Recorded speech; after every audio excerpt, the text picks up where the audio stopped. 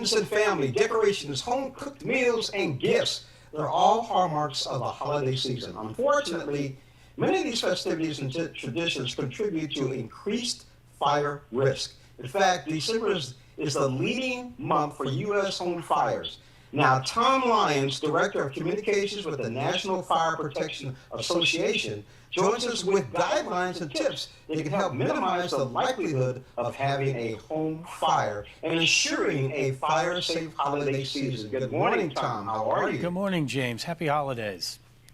Happy holidays to you, too. So, Tom, what factors contribute to the increased risk of home fires during the holidays? Well, when you think of the major risks for home fires, it's cooking, it's heating, and it's use of your electrical system.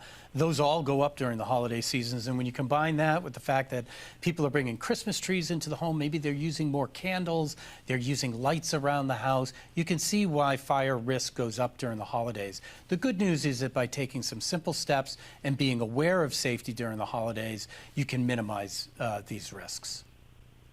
Now, what are some tips to ensure our Christmas tree isn't a fire hazard? You know, the good thing is that fires involving Christmas trees don't happen often, but when they do, they can be quite serious.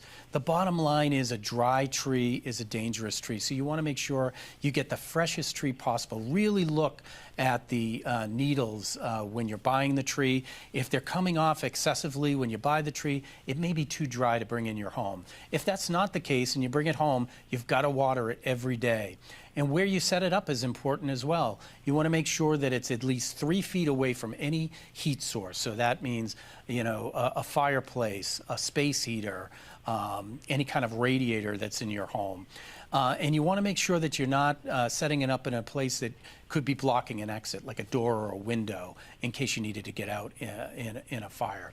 The other thing we tell people about trees is just really inspect the lighting that you put on the tree. Make sure that those light strands are in good shape and that there's no fraying of the wires and that the bulbs are in good shape. And when you leave the house or when you go to bed at night, turn the lights off and for extra safety, unplug the strand. What types of holiday decorations present a fire risk? Well, certainly candles are used by a lot of people during the holiday seasons. You never want to leave a lit candle, unattended, obviously. If you're using candle holders, you want to make sure that they're sturdy on a flat surface, which will prevent them from tipping over. You could also take a look at some of these flameless candles that they have now. They're actually, quite good. There's a lot of products on the market now that are very realistic and might be a safer alternative.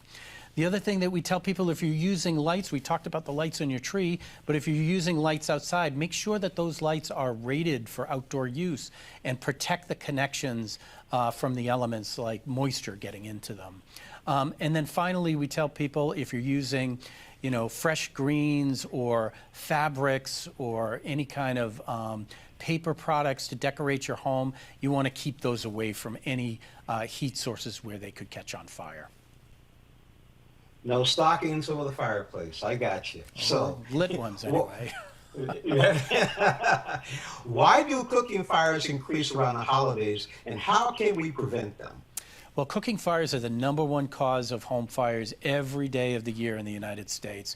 And you can see why they happen during the holidays. Our kitchens are just really busy. We got a lot of people, in the house. There's lots of activity, and that can lead to distraction.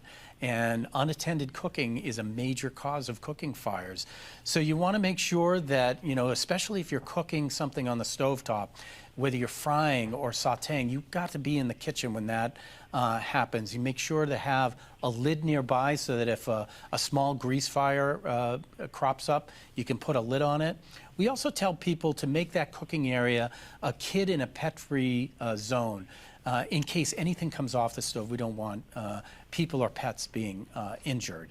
And a way that you can prevent that is to simply make sure the handles for your pots and pans are turned inward so they don't inadvertently get knocked off the stove.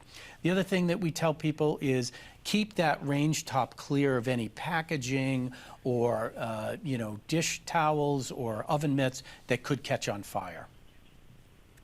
What are safety considerations to keep in mind when purchasing gifts that include lithium-ion batteries? Lithium-ion batteries are in so many of the gifts that we give and receive, and they're great, but they can be dangerous. They can be a fire risk if they're damaged or not used correctly. So you want to make sure that you're getting products and batteries from reputable sources. You know, avoid the cheap knockoffs or counterfeits for sure. They're just not safe. You want to make sure that the products that you're using are tested and labeled as such by an independent testing lab, because there's extra safety mechanisms involved in those devices. You want to make sure that you're following the directions on how to charge them safely. You never want to charge a device in bedding or in a soft material at home, because that can trap heat and increase fire risks for batteries.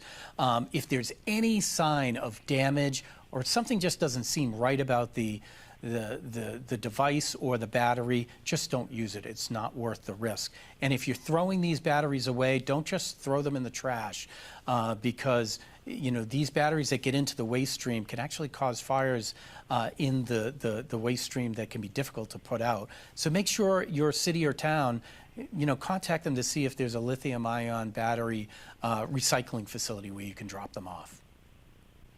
And now, where can we go for more information? We have lots of tips and resources at our website, nfpa.org/holiday. Speaking of the NFPA, I've been speaking with Tom Lyons, Director of Communications. Tom, thank you so much for joining us on Morning Blend and keeping us safe during the holidays. Thanks, James. Happy holidays. Happy holidays to you too.